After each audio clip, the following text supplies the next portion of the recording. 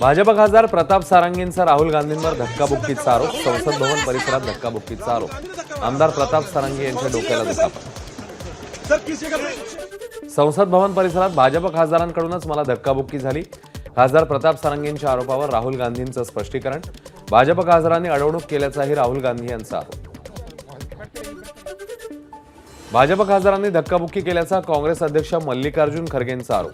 उपराष्ट्रपती जगदीप धनखड यांना पत्र लिहित खरगेंची घटनेच्या चौकशीची ही मागणी.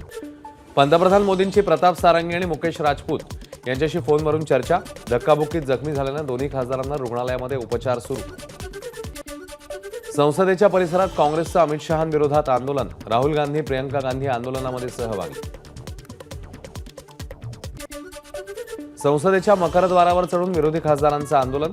शहांनी आंबेडकरांविषयी केलेल्या वक्तव्याच्या निषेधार्थ आंदोलन.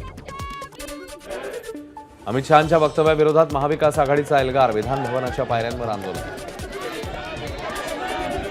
परभणीत इथल्या घटनेचा आणि गृहमंत्री अमित शहांच्या वक्तव्याचा आरपीआय अध्यक्ष दीपक निकाळजेंनी केला निषेध. अमित शहा यांना मंत्रिमंडळातून काढण्याचीही केली मागणी.